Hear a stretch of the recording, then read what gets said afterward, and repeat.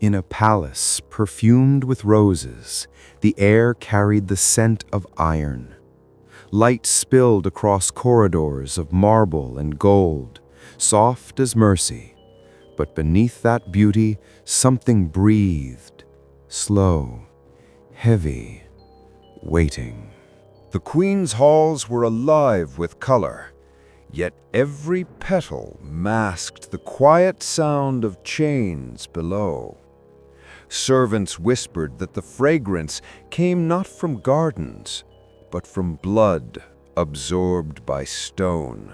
She ruled with elegance that demanded silence.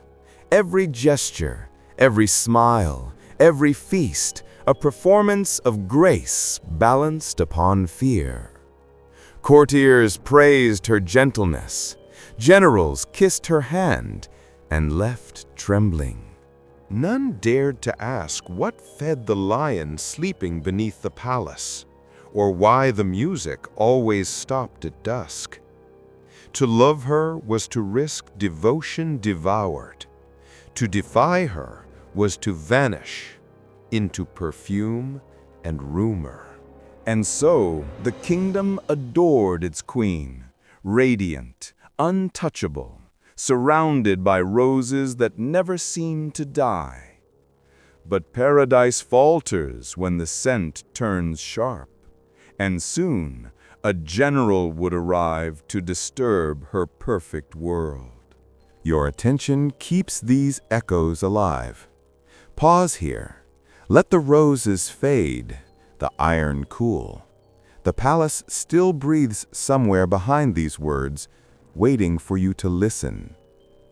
Every story like this one survives only when heard completely. Every silence, every hidden cry. You are that listener now. Let the light soften. Let the scent linger. Between beauty and blood, the truth stirs quietly. The queen still smiles above her throne, unaware the world beneath her is shifting. Take a breath. Hold still inside this calm before the descent. The next sound you hear will be footsteps, the general's arrival, and the beginning of everything that breaks her peace. He entered her court carrying the scent of battle, and left carrying silence. The great doors opened with a sigh, older than the palace itself. Sunlight spilled over the marble like liquid gold, bending through incense smoke that curled lazily in the air. The queen waited upon her throne, her gaze veiled behind a shimmer of silk and shadow. Around her, courtiers bowed low, eyes averted, all but one. The general stood apart. His armor was scoured by travel, streaked with dust and memory. Where others trembled, he simply looked, not at her jewels or the throne, but at the lions carved into the pillars framing her seat. He bowed, not deeply, but enough to survive the moment. "My queen," he said, voice quiet as unsheathed steel, "the war is over." Her smile was small, almost merciful. "Is it?" she asked. The question hovered between them, perfumed and dangerous. He felt its weight, a challenge wrapped in charm. The scent around her was intoxicating, equal parts jasmine and something sharper. He realized too late it reminded him of blood. That evening, she summoned him again, not to speak of war, but of peace. In her private garden, moonlight fell across fountains that whispered rather than sang. She walked beside him barefoot, each step leaving faint red petals behind. "Do you believe," she asked, "that devotion can be stronger than fear?" He hesitated. "In war," he said, "fear keeps men alive." Her laughter broke the night's stillness, soft but precise. "And yet," she said, "fear is the first to kneel before love."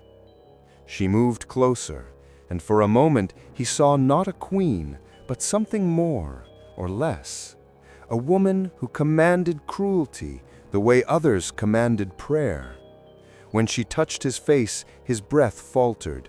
Beneath her perfume was the faint trace of iron, as if her skin itself remembered the weapons she no longer carried. "Serve me," she said, "not with a sword, but silence." He understood then what the courtiers already knew, that her affection was an execution delivered slowly, beautifully. He left the garden before dawn, armor perfumed, pulse unsteady, fate sealed. By morning, his name was already being sung in the corridors, another hero entering paradise. None noticed the shadow that followed him out, nor the faint echo of a growl from somewhere beneath the marble floor. Their roars were her lullabies. Behind the palace's gilded gates stretched her private garden, a place forbidden to all but the chosen few. At dawn it bloomed with roses the color of fresh wounds, their scent heavy enough to intoxicate the air. Yet beneath that sweetness lurked a tremor, a rhythm that did not belong to wind or water. The earth itself seemed to breathe. When the general followed her through the archway of vines, he felt it first, a low, pulsing sound rising from the ground. She turned to him with a smile that belonged to no saint. "Do you hear them?" she asked. Before he could answer, the sound became a growl, deep and resonant. From the shadows between marble columns emerged the lions. Chains shimmered in the light like ornaments, draped loosely around their necks. They moved with terrifying grace, eyes glowing amber beneath the canopy. The queen extended her hand, and one brushed its mane against her wrist like a lover's touch. "They are my children," she said, voice quiet, reverent. "They keep me honest." The general stood still, his breath measured. The beasts circled her, obedient but not tamed, their power restrained only by her presence. "They know the scent of fear," she continued, "and of betrayal." Her fingers traced the chain nearest her, the faint clink echoing like a bell marking an unspoken prayer. She plucked a rose, its stem dripping with dew that gleamed red in the sun. "Beauty," she said, "means nothing if it cannot protect itself." She dropped the rose between the lions. They devoured it, petals and all, their breath rising like steam in the cool morning light. From the terrace above, courtiers watched in silence, faces paled beneath painted serenity. Rumors rippled through the court that she fed the lions more than flowers. That her mercy, like her perfume, was an illusion crafted to conceal hunger. The general met her gaze, and for a heartbeat saw pity behind her calm, or perhaps warning. She smiled again, and the moment vanished. "Come," she said, "there will be a feast tonight. You must see how peace is celebrated here." As she passed him, the chains rattled once more, and the garden seemed to sigh, a sound half roar, half benediction. Her gown shimmered like liquid light. The general, her newest devotion, stood at her right hand, armor polished, eyes uncertain. Around them, courtiers laughed too loudly, the sound thin and trembling, like glass on the edge of breaking. Servants poured wine, the color of fresh blood, into golden cups. Musicians played softly, the melody almost tender. "Drink," she said, voice threaded with warmth. "Tonight we celebrate peace." He obeyed. The wine burned as it slid down his throat, sweeter than it should have been, heavier than memory. As the music swelled, dancers moved across the floor like flames. The queen rose, her smile serene. She took his hand and led him toward the open courtyard, where moonlight fell upon a circle of petals, and beyond them, the faint shimmer of chains. He turned to her, realization dawning. "My queen." "Shh." She placed a finger to his lips, eyes glimmering with something between love and pity. "Every victory must be offered to the gods." She drew him closer, breath perfumed, words brushing his ear. "You are my offering." The lions emerged from the shadows as the musicians played on. Their roars wove through the violins, a dark harmony. The courtiers did not flee. They lowered their heads as if witnessing a sacred rite. She kissed him once, deeply, beautifully, and when she stepped away, her hands were no longer empty. The feast continued. Servants poured more wine. The scent of roses thickened, almost metallic. Somewhere in the distance, chains rattled, and then went still. By dawn, his armor gleamed again, polished, spotless, waiting outside the throne room like a relic. The queen sat before her mirror, untouched, her reflection trembling in the candlelight. The night had fed her power, yet her eyes betrayed something else, the faint beginning of doubt. In the silence that followed, she realized the lions were not the only ones who had eaten. If this story has drawn you in, stay. The next descent reveals what silence hides. The music is ended, but its echo still breathes beneath the throne. Take a moment. Let the roses fade, the blood cool. What follows is not beauty, but what beauty costs. Every admirer saw a goddess. She saw only the beast. It caught the light as she moved, polished by centuries of worship, and returned her image crowned with perfection. Yet lately, its reflection seemed wrong, too alive, too knowing. When she smiled, it hesitated. When she turned away, the shimmer lingered, as if reluctant to release her.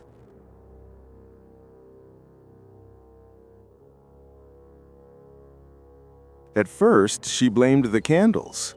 Their flames wavered, bending her face into shapes both familiar and strange. But when she lifted her veil, the truth deepened. The beauty that had conquered nations now frightened its owner. Each curve of her mouth, each glint of her eyes seemed to belong to someone watching from beneath the surface. She draped the veil back over the mirror, but it refused to stay hidden. The fabric trembled, as if breathing. In the silence, she heard whispers, not words, but echoes of devotion twisted by time. She pressed her palms to her face, inhaling her own perfume until it stung. For the first time, she felt what her lovers must have felt, awe mixed with fear. When servants entered, she spoke softly, her voice controlled. "Do you believe beauty can become dangerous?" None dared to answer. They bowed and retreated, leaving her alone with her reflection. The mirror waited.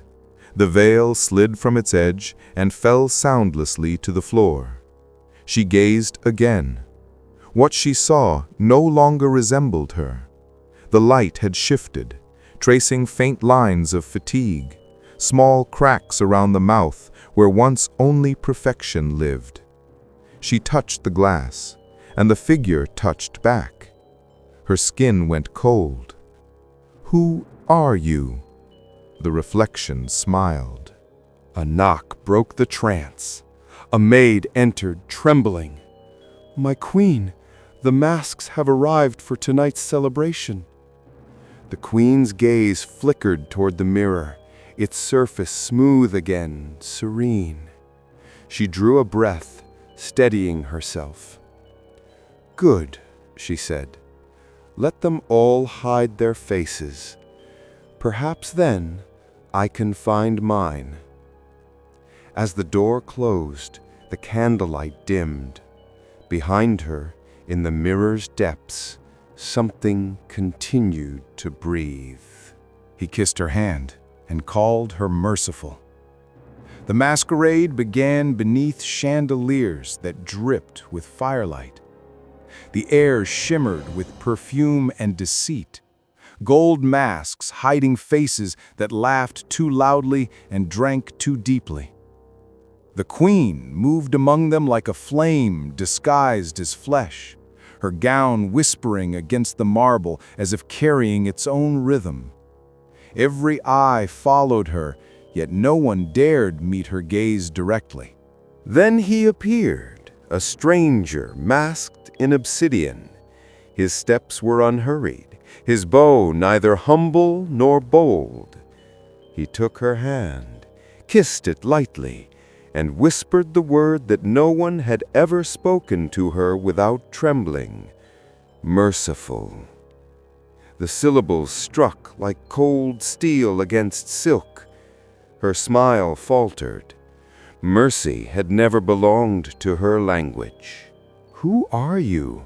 she asked. His answer was a riddle. "Someone who remembers what you have forgotten." Their dance began, slow, deliberate, every movement a duel disguised as grace. The firelight painted them in shifting gold, turning her breath visible each time she exhaled too near his mask. As the violin swelled, he leaned closer. "Do you ever wonder," he murmured, "if they dance for you or from you?" She laughed softly, the sound practiced, but her pulse betrayed her. Around them, the courtiers watched, curious, hungry.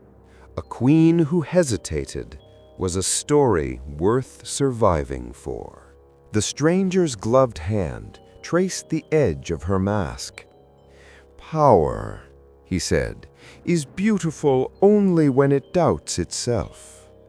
For a heartbeat, she froze. The music faded. The candles bent inward, and the hall seemed to inhale. He released her and disappeared into the crowd, leaving her standing beneath the golden light, surrounded by movement that suddenly felt mechanical. Her courtiers approached, smiles sharpened by intrigue. They whispered, asking who the man was, whether he'd pleased her or insulted her. She gave no answer. Only the lions carved into the marble pillars seemed to know, their silent mouths curved into something resembling hunger. Later, alone, she stood before the mirror, mask still in hand, breath uneven. The word echoed inside her like an unfamiliar prayer: merciful. The palace walls learned to listen. At first, the whispers were soft, courtiers murmuring behind silk fans, laughter cut short when she entered the room. But the tone had changed. Once, her presence silenced them out of reverence. Now it did so out of fear. The air around her throne felt colder, the candlelight thinner. Even her reflection, in goblets of wine, in polished marble, seemed to lean closer, as though it too were listening. Every banquet began with compliments and ended with unease. Servants poured wine that no one finished. Eyes darted toward corners where shadows lingered too long. The music grew hesitant, violins trembling under the weight of what they could not name. The scent of roses still filled the air, but beneath it hid something metallic, faint, like the aftertaste of danger. At night, the queen sat alone beside the extinguished hearth, hearing conversations she could not find. Words drifted through the corridors, half-formed, like candle smoke rising from unseen rooms. Mercy, rebellion, lions. The murmurs braided into one another, until even silence seemed to speak. The palace became a theater, where every breath was rehearsed. Even her lions seemed restless. Their chains rattled at night, answering voices only they could hear. When she walked through the garden, the petals no longer fell at her touch. The roses bloomed too red, too fragrant, like apologies that refused to fade. She pressed her hand to one, felt the thorn pierce through her glove. The pain startled her, real, sudden. For the first time in years, she bled, quietly, privately, and found it beautiful.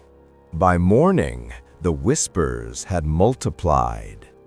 They no longer waited for darkness. They followed her down hallways, echoing.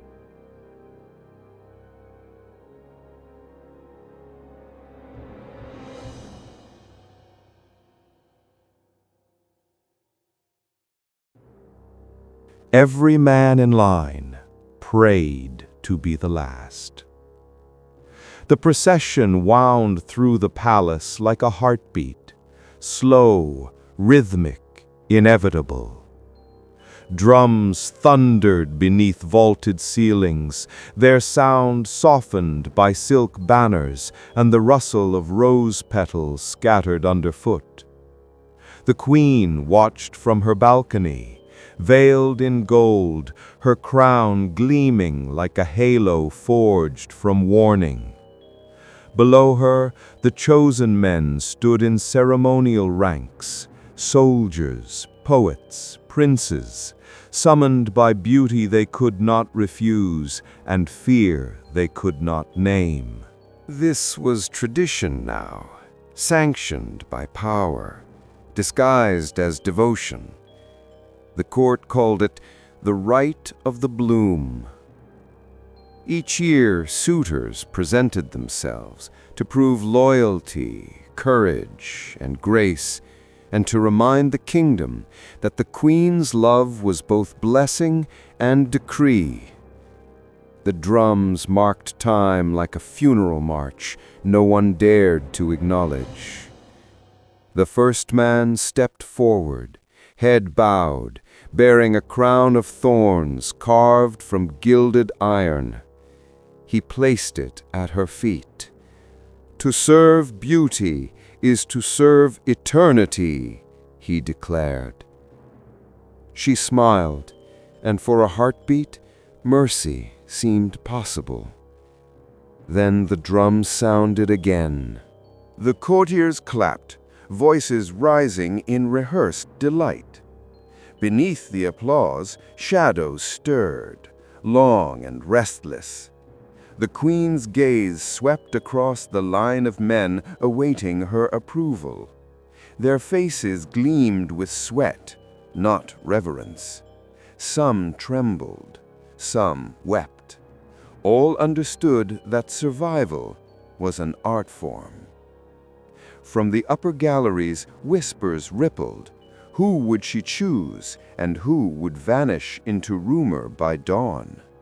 The lions in their lower cages answered with faint, throaty growls, marking the rhythm of selection.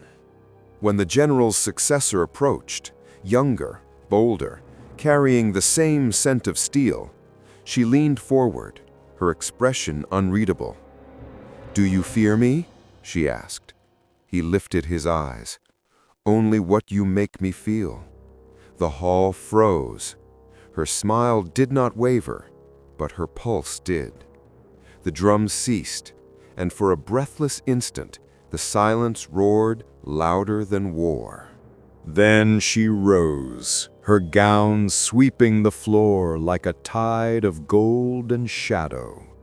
"Let the ceremony continue," she said. Yet something inside her shifted, a tremor behind the mask of ritual. The procession resumed, but its rhythm had changed. The hunger beneath the throne stirred awake. That night, she ordered the torches in the lower halls relit. "Prepare the cage," she said. "The gods must be remembered." She called it love when the lions roared. Beneath the palace, under the roots of her rose garden, lay a corridor lined with torches that never reached full flame. The air was heavy, part perfume, part decay, a sweetness that clung to the skin until it felt like sin. The queen descended alone, steps slow, deliberate, her gown whispering across damp stone. Few knew of this place. Fewer still returned from it. At the corridor's end waited a door of black iron, carved with vines and crowned by the mark of her reign, a lion biting its own tail. She placed her hand upon it. The lock turned, recognizing her touch. The chamber beyond shimmered with candlelight reflected on metal. Cages, polished like ornaments, lined the walls. Chains hung like jewelry from the ceiling. At the center stood a single throne, lower than her own, surrounded by crimson petals and bones bleached to pearl. Tonight's ritual was not for the court. It was for her heart, the one that refused to beat unless reminded of power. The chosen man knelt before her, trembling, his skin glistening with fear and fragrance. She touched his face gently, as though offering mercy. "Do you love me?" she asked. His answer broke like glass. "Yes, my queen." Her smile was tender. "Then prove it." The lions stirred in the adjoining chamber, their breaths echoing through the stone like an ancient hymn. She closed her eyes as the roar filled the air, not as cruelty, but as communion. Each sound, each shudder of the earth, fed the emptiness she called devotion. The man's scream rose, fractured, then fell into silence. When it was over, she sat perfectly still, breathing in the perfume that mingled with iron. "Love," she whispered, "is the purest hunger." Her voice quivered, not with pleasure, but something dangerously close to grief. From behind the torches, a servant watched unseen, frozen between reverence and terror. The queen's shadow passed across the floor like a living thing. When she turned, the servant vanished into darkness, carrying with him the truth that would soon unravel her reign. The harp itself had changed. Its frame, once gold, was dulled by sweat and candle smoke. The strings, stretched thin by repetition, trembled with each breath he took. He could feel the faint rhythm of the lion's growls through the floor beneath his feet. When one voice faltered below, his fingers pressed harder, forcing melody over horror until harmony became habit. The queen often listened from the shadows, eyes half closed, expression unreadable. "Play," she would whisper. "Let the world think we are at peace." And so he played, for her, for the court, for the silence that demanded company. But every note left a wound somewhere within him. One night, when the music stopped too soon, she turned. "Why do you hesitate?" He answered without looking up. "Because the song remembers them." Her hand brushed his shoulder, light as ash. "Then forget." But forgetting had become impossible. The echo of screams lived within the strings. Their ghosts sang back each time he tuned them. The harp no longer belonged to art. It had become a ledger, a record of devotion turned to blood. The servant began to dream of silence, pure, unbroken, merciful. Yet each dawn he was summoned again, his music demanded, his guilt tuned anew. Courtiers praised him for his sensitivity, for the melancholy that made the palace sound divine. None saw how his hands shook when the final note faded, how he pressed them to his ears as if afraid to hear himself. On the last night before rebellion, the lions roared louder than ever, their hunger outpacing the melody. The servant struck the final chord, a sound so sharp it broke one string clean through. The room fell quiet. For the first time, the screams were not hidden. He rose, trembling, and left the harp where it stood, bleeding sound into silence. Each note covered a name.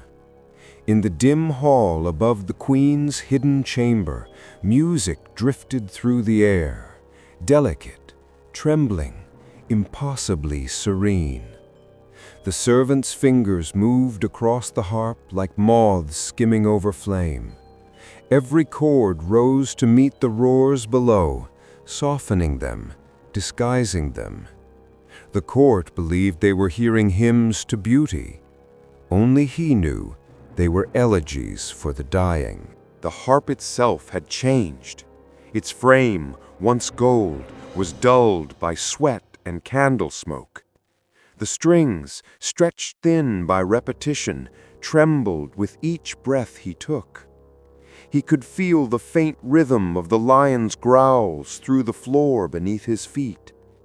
When one voice faltered below, his fingers pressed harder, forcing melody over horror until harmony became habit. The queen often listened from the shadows, eyes half closed, expression unreadable. "Play," she would whisper. "Let the world think we are at peace."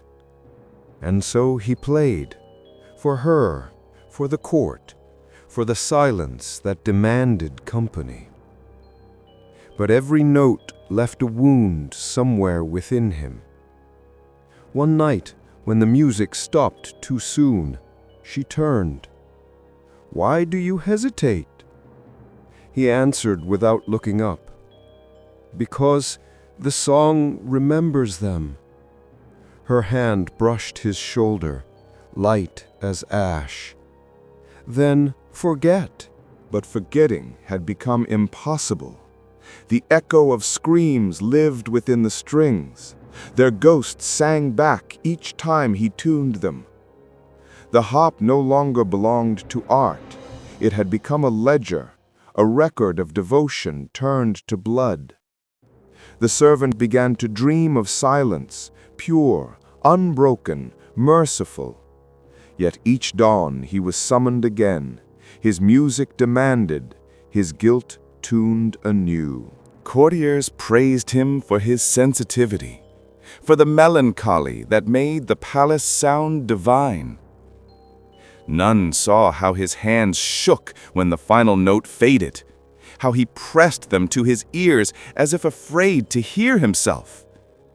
On the last night before rebellion, the lions roared louder than ever, their hunger outpacing the melody.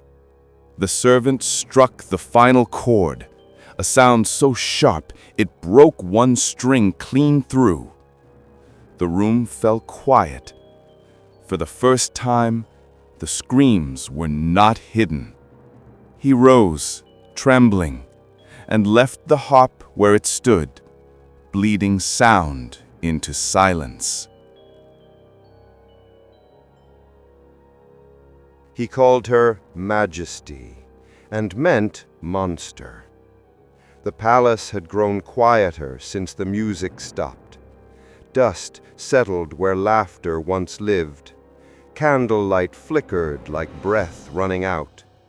The queen sat alone most nights now, her reflection dimmed by the soot that clung to every mirror. Even the lions had grown restless, pacing their cages in the dark, searching for the rhythm that once lulled them to sleep. Only one servant remained, the musician. He came not to play, but to pray. Each evening he knelt at the threshold of her chamber, lighting a single candle whose flame wavered in the draught leaking from beneath the throne. The scent of melted wax mingled with the faint iron perfume that haunted the air, the ghost of her past offerings. "Why do you stay?" she asked, her voice neither cruel nor curious, but hollow. He bowed his head. "Because someone must witness you." The word struck her harder than the accusation. For years the court had adored her perfection, but no one had dared to see her. Now this trembling servant, this fragile keeper of prayers, looked upon her not with fear, but with sorrow. She rose slowly from her seat, crossing the marble floor where the dust gathered in soft spirals. "Do you pity me?" He hesitated. "I pity what you became to survive yourself." Her breath caught. She wanted to strike him, to silence the truth, but the hand that rose fell back to her side. The candle between them guttered, its light shrinking, struggling to endure. "Leave," she said. "No," he replied. "You taught me obedience through fear. Let me now teach you defiance through mercy." The words hung between them like smoke, refusing to fade. Something inside her cracked, small, quiet, irreversible. She turned away, but the tremor in her shoulders betrayed her. That night, when he left the chamber, she did not order the candle extinguished. It burned through the dark, unguarded, unafraid, the first honest flame in a palace built on shadows.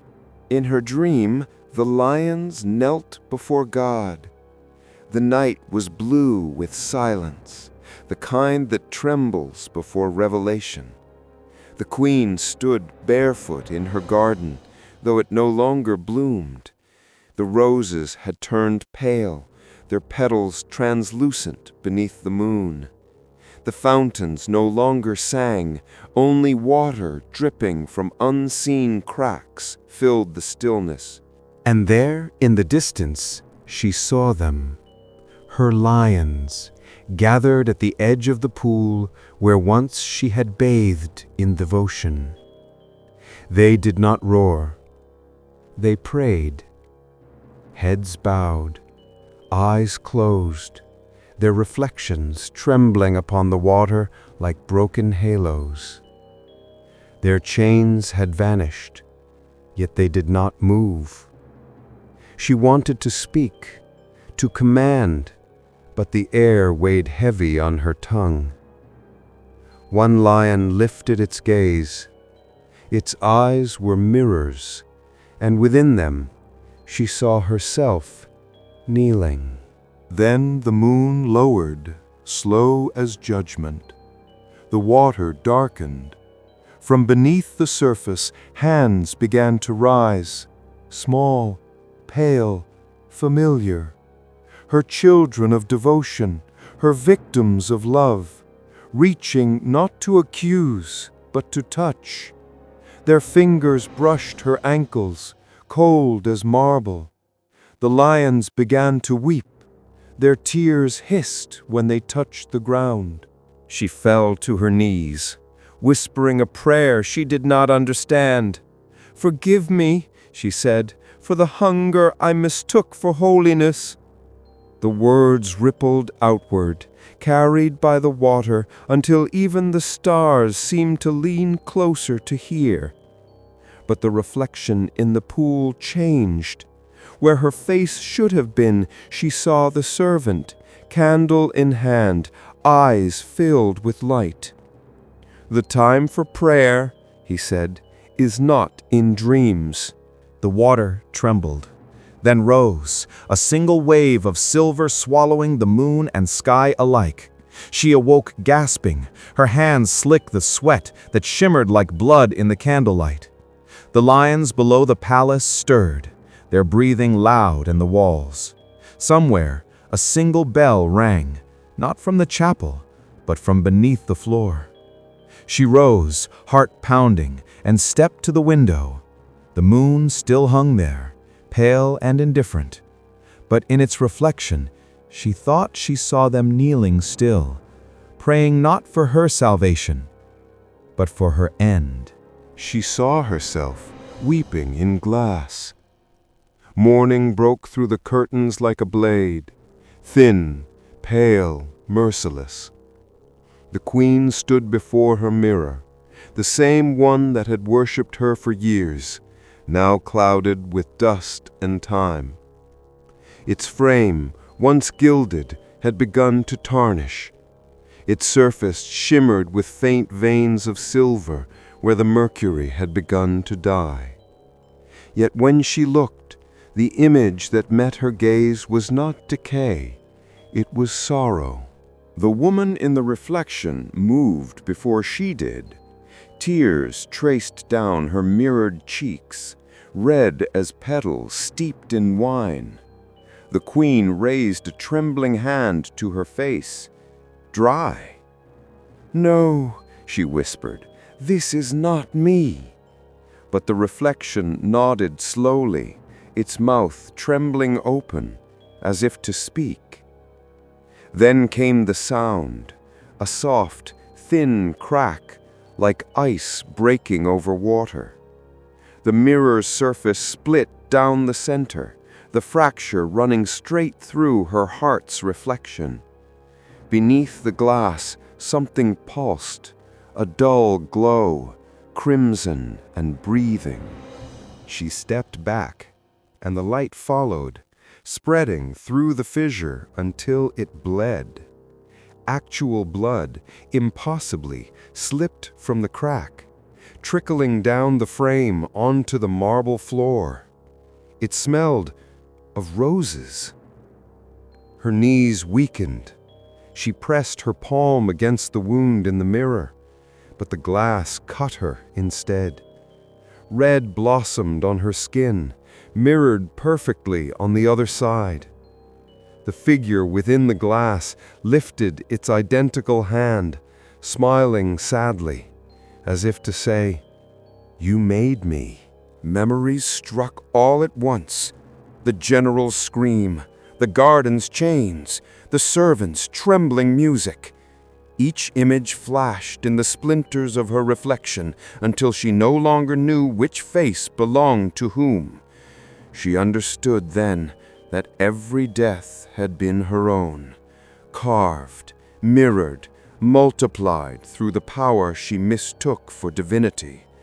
The throne had never devoured others, it had consumed her, piece by piece, leaving behind only beauty's husk. The mirror groaned, spiderweb cracks racing outward like veins of guilt. The final fracture burst through with a sigh of air and silence, shards cascading across the room. Candlelight caught them mid-fall, turning each sliver into a flicker of dying star, staring at hundreds of tiny reflections, each one bleeding, each one her. Somewhere deep below, the lions began to roar again. But this time, their voices sounded almost human. Take a breath. The truth ahead may change everything about mercy and power. The mirror has fallen silent, but its shards still remember. Let the light steady. Let the heart prepare. What comes next is not punishment. It's the price of awakening. Now begins redemption or ruin. He looked at her and saw a woman, not a throne. He arrived at dusk when the light had turned thin and gold, drifting through the cracks of a palace that no longer pretended to shine. Dust moved through the air like memory, catching the sun's last breath. The queen sat beneath the broken mirror, its shards spread across the floor like fallen stars. Her crown lay beside her feet, forgotten. She did not rise when he entered. He was no general, no poet, no nobleman seeking favor. His clothes were plain, his voice soft, his gaze unflinching. "You should not have come," she said. He smiled faintly. "Then why did you send it to me?" The question pierced her stillness. For days she had waited, though she did not know for what or whom. Perhaps she had summoned truth itself, disguised as this quiet man with dust on his sleeves and compassion in his eyes. He looked around the chamber, seeing roses long since withered, their thorns still sharp. "This place is heavy," he murmured. "Even the air seems to carry what you've done." She expected judgment. Instead, he reached down, lifting one of the mirror's fragments. Its edge caught the light and cast it gently upon her face. "You're bleeding," he said. She hadn't noticed the small cut along her hand where glass had kissed her. "I bleed for everything," she replied. He nodded. "Then perhaps you can still live for something." Her breath trembled. "And what would that be?" "Forgiveness," he said simply. "Not theirs, yours." The silence that followed was soft, almost holy. The light between them shifted, no longer golden, but white, clean, like the morning after a storm. She lowered her gaze, seeing not a servant or a lover before her, but a witness who did not worship her beauty or fear her cruelty. In his presence, her voice returned to its first tone, the one she had before the crown, before the lions, before the hunger. "I don't know how," she whispered. He stepped closer, kneeling beside her. "Then start with what you've caged." Her eyes lifted toward the floor, toward the garden that trembled beneath her feet. Somewhere below, the lions stirred, restless, waiting. For the first time, she did not feel their power as a threat, but as reflection. She rose slowly, touched his shoulder, and said, "Then let them see the sun. I fed them love, and they gave me silence." Her words echoed through the great hall, low, trembling, as though the walls themselves had been waiting to hear them. The court stood in stunned reverence, faces pale in the gray light that filtered through fractured windows. The queen had summoned them all, nobles, priests, servants, not for decree or celebration, but to speak what no ruler had ever dared to speak: the truth. She stood without a crown or veil. Her gown is simple, her hands bare. Around her the marble floors bore faint stains, the color of memory. "I built beauty out of fear," she said. "I called it love because I did not know mercy. I caged devotion and named it faith." Her voice shook, but did not break. The courtiers shifted uneasily, their fine garments whispering like frightened birds. Some lowered their eyes, others wept, not for her sins, but for the mirror they suddenly saw in themselves. Her gaze swept across them, calm and terrible. "I fed them love," she repeated, "and they gave me silence. But silence is not peace. It is the echo of cowardice." She lifted her hands, palms outward, and the court saw faint scars along her skin, pale lines where glass had once cut through guilt. A priest stepped forward, trembling. "Your Majesty," he said softly, "confession is for the weak." She smiled faintly. "Then let me be weak at last." Outside, the wind rose, carrying the scent of rain and ash. It slipped through shattered arches, swirling around her like a benediction. She removed the crown from its pedestal and looked at it one final time. The emblem of her glory, her grief, her cage. Then slowly she placed it into a basin of water at her feet. The jewels hissed as they met the surface, steam curling upward like ghosts released. The court gasped, watching gold fade beneath ripples of ash and light. The queen bowed her head. "Let the throne hunger no more," she said. "Let the garden sleep." The hall fell silent. Somewhere deep below, the lions stirred once, then grew still. Their roars were replaced by the quiet rhythm of falling water. When she lifted her gaze again, the light had changed. It touched her face not as judgment, but as forgiveness. When she died, the lions slept beside her. Dawn arrived without ceremony, a gray light spreading slowly across the shattered palace, soft enough to forgive. The queen lay in her garden, no longer ruler, no longer feared.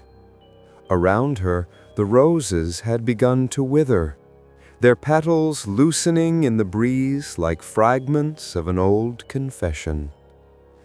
The air was still, save for the gentle rhythm of the lion's breathing. They had followed her there after the court dispersed, moving through broken halls and fallen drapes, silent as penance. When she sank to her knees beside the fountain, she did not call for guards or prayers. She simply placed her hand upon the stone, feeling the tremor of the earth beneath it, the pulse of something she had finally learned to love without possession. The last man, the one who had seen her as human, stood a short distance away. He did not speak. There was nothing left to ask, nothing left to pardon. She looked up at him and smiled, faint as the morning wind. "It's quiet now," she said. "Do you hear it?" He listened. The lions, once symbols of terror, now purred like children dreaming. The fountain's water carried the fallen petals away one by one, each floating softly downstream, turning red to pale and pale to nothing. She lay back, her head resting against the stone that had heard every prayer and cry of her reign. Her breath slowed.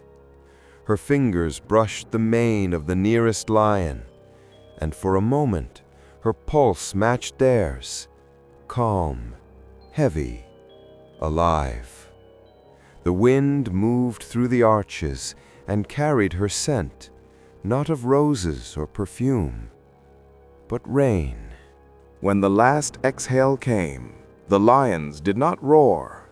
They pressed close to her body, their warmth sealing her into silence. Above them, the first sunlight broke through the clouds, striking the water until it shimmered like glass. By midday, the courtiers returned and found her thus. Surrounded by peace she had once killed to possess. No decree was issued, no monument raised. The people buried her beneath the roses she had made eternal, and the garden grew wild again, as if reclaiming what it had lost. They say the wind still smells faintly of her, sweet, but edged with memory. The palace stands in ruin now, marble fractured, roses turned to dust. Yet the air still carries her scent when the wind moves through broken halls. Moonlight pools across the cracked floor where her crown once rested. And somewhere deep within, the faintest echo of a roar drifts upward, softer than breath, older than guilt. Her story was never about cruelty alone. It was about the hunger beneath beauty, the yearning to be seen so completely that even fear felt like devotion. In her reflection, we find our own, the need to matter, the terror of vanishing, the worship of attention disguised as love. History forgets names, but never appetites. Every age builds its own palace of roses, and learns again that beauty, when feared to fade, will feed itself. And so, when the wind sighs through the broken garden, it carries both warning and memory, that even silence blooms, and even love, left unguarded, can become a cage.